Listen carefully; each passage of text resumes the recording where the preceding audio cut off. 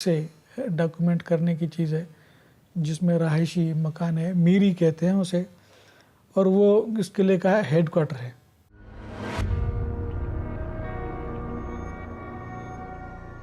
मीरी में आपको पत्थर पे कुनिंदा नक्शो निगार नजर आते हैं, जो कि सिर्फ मीरी की खसूसियत है। मीरी कोट के आसार देखे जाएं तो बज़ाहिर इनमें कोई हैरत अंगेज चीज़ नज़र नहीं आती। हाँ, इसका दाखिली दरवाज़ा सन गेट की तरह हैरत अंगेज ज्योमेट्रिकल पैटर्न पे बना है। मैं भी दीगर रिसर्चर्स की तरह किसी हतमी नतीजे पर नहीं पहुंच सका कि ऐसा क्यों है, शायद दिफा के लिए। यहाँ मौजूद नक्शो निगार गौर से देखे जाएं तो बहुत पुरअसरार मालूम होते हैं। ख़ास फूल पत्तियाँ जिनका ताल्लुक योगा के कवल और ज़माने कदीम के मोर से किया जा सकता है। सूरजमुखी, कवल और मोर, ये तीनों इलामतें कदीम सिंधु तहजीब, हिंदू देवमाला और कदीम ईरान में बहुत अहमियत रखती थीं, और ये सब यहाँ मीरी में एक साथ मौजूद हैं। क्यों? इन सब की तौजीह से तारीख़ कासिर है, और मैं भी। यहाँ मौजूद मेहराबें यकीनन बहुत कदीम हैं, लेकिन इनकी तामीर नौ को ज़्यादा वक्त नहीं गुजरा। लेकिन तामीर भी अब इन्हतात का शिकार नज़र आती है। इन मेहराबों और ताकों में कभी दिए रोशन हुआ करते थे, आज ये वीरान है। हम शायद कभी ये ना जान पाएंगे कि यहाँ दिए जलाने वाले कौन थे और तारीख के किस हिस्से में गायब हो गए। कदीम चौबी शतीर आज भी आसार की तरह बाकी है। संगे गिरा इन शतीरों पर तादेर कायम ना रह सके और अपने बनाने वालों की तरह गुमगुश्ता तारीख का भूला बिसरा बाब बन गए। मेहराबों की अंदरूनी साख्त बैक वक्त अमूमियत और खसूसियत का पहलू लिए है। ये कदीम तरीन मेहराबें हैं जो मुकम्मल तौर पर पत्थर की बनी है।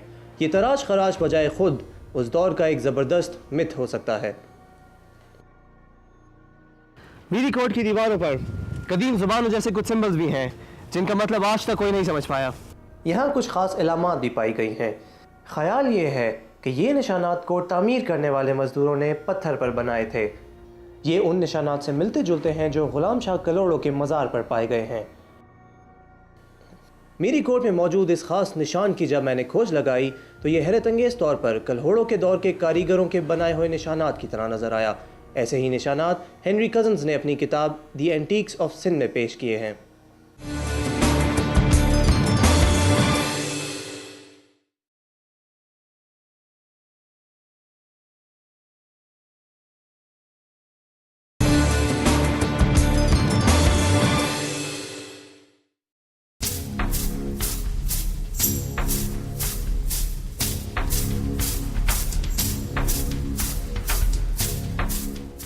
मीरी कोट में हुकूमत की जानिब से किसी दौर में विजिटर्स और ख़ास तौर पे टूरिस्ट के लिए ठहरने के लिए ख़ास कमरे बनाने का काम शुरू किया गया। मीरी कोट की एक कदीम दीवार के करीब जहां पानी की गुजरगाह थी, वहां ये नामुकम्मल कमरे तामीर किए गए। बगैर छत के इन नामुकम्मल दीवारों से किसी सयाह को तो कोई फ़ायदा नहीं हुआ, अलबत्ता मीरी कोट की एक आबी गुजरगाह ज़रूर बंद हो गई। मीरी में तामीर इन रहायशी हिस्सों की खोज से अंदाज़ा होता है कि ये ज़माना कबल अस मसीह की तामीर नहीं है। इनकी तामीर यकीनन बहुत बाद में हुई है, यकीनन किसी ऐसे लम्हे में जब किसी हाकिम वक्त ने हंगामी हालात में ख़ानदान समेत यहाँ मुंतकली ज़रूरी ख्याल की हो। ये हाकिम कौन हो सकता है? वो हंगामी हालात कब और कैसे पेश आए? इसकी खोज अभी जारी है। किले में मुख्तलिफ़ जगहों पर हमने ये देखा कि कहीं दीवार चौड़ी कर दी गई है, कहीं दीवार को और ऊंचा कर दिया गया है, दीवार के ऊपर दीवार है। तो ये महसूस होता है कि ये पहले भी था, जिसे बाद में उसमें मॉडिफिकेशन की गई, उसे बेहतर किया गया। हमें यहाँ चूँकि कल्होड़ा दौर की चीज़ें भी मिलती हैं। मेरी अपनी राय ये है कि ये जो किला इस वक्त हमें नज़र आ रहा है, ये तालपुरों से पहले कल्होड़ा हाकिम गुलाम शाह कलोड़ों ने इसे दोबारा से बनाने की कोशिश की थी।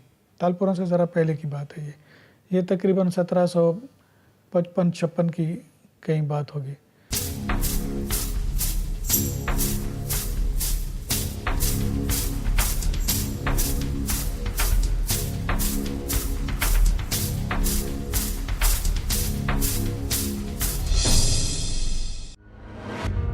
मीरी कोट में वहाँ की आबी ज़रूरियात पूरी करने के लिए एक कुआं बनाया गया था।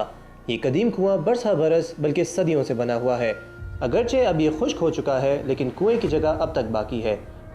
हुकूमत ने रनीकोट के रेनोवेशन के वक्त इस कुएं के आसार पर एक कुआं बना दिया था, लेकिन अफसोस कि इसे बहुत ही बुरे तरीके से बनाया गया है। मीरी कोट एक बुलंद पहाड़ी पर बनाया गया है। ये दिफाई लिहाज से रनीकोट के अंदर वाक़ होने के बावजूद रनीकोट से भी ज़्यादा मजबूत किला है। इसकी दिफाई हैसियत और बुलंदी दूर से भी देखी जा